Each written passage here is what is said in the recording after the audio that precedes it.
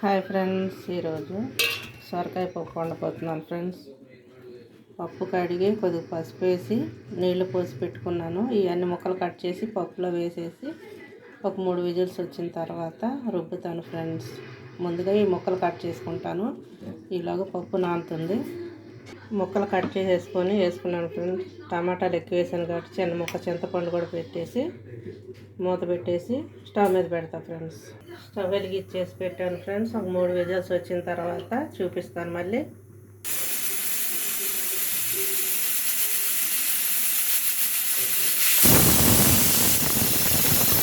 మూడు విజిల్స్ వచ్చినాయి ఫ్రెండ్స్. ఆపేస్తున్నాను.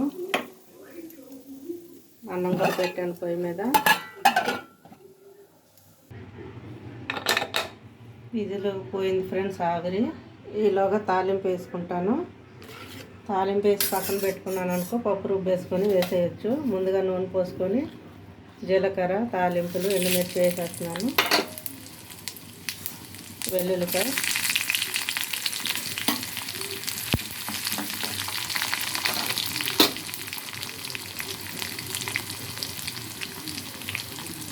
ఉల్లిపాయలు,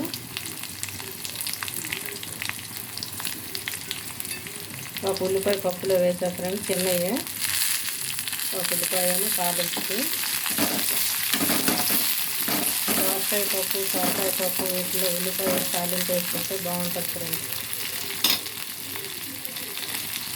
మూత తీసా ఫ్రెండ్స్. పప్పు బాగా ఉడికింది. నీళ్ళు ఉన్నాయి ఎక్కువ, సొరకాయ కదా, సొరకాయలో నీళ్ళు ఉంటాయి. మనం పోసిన నీళ్ళు రుబ్బేటప్పుడు ఈ నీళ్ళు ఎక్కువ అంటే మెత్తగా అవ్వదు ఫ్రెండ్స్.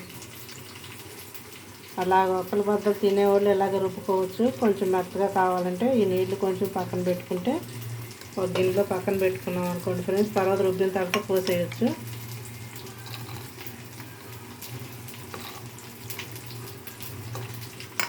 ఇంకా అన్నీ తీసేసాను కొద్దిగా కొంచెం ఫ్రెండ్స్. ఈ తాలింపు వేగేలోపు మనం రుబ్బేసుకోవచ్చు. Stove ఆపేస్తా friends. అన్నం ఉడికిపోయింది. కొంచెం ఉప్పు వేసుకొని రుబ్బుకుందాం.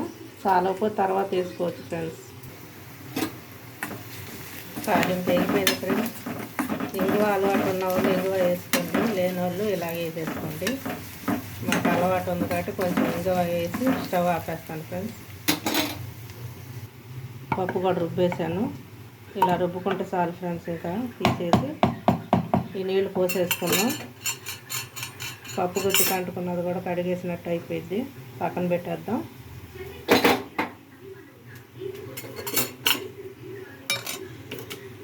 నీళ్ళు అయితే పోసేసుకున్నాం ఫ్రెండ్స్.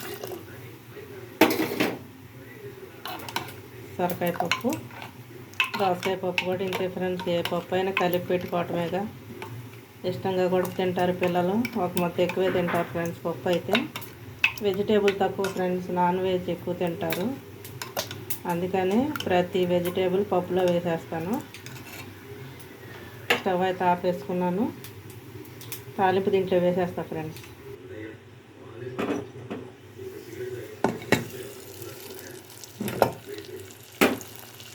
పప్పు అయితే 2 రోజులు పెట్టినా తింటారు ఫ్రెండ్స్. మిగిలిన కూరగాయలు, వంకాయలు, చిక్కుడుకాయలు అవి విడిగా వండుతాం కదా, అదే 2వ రోజుకి తినరు.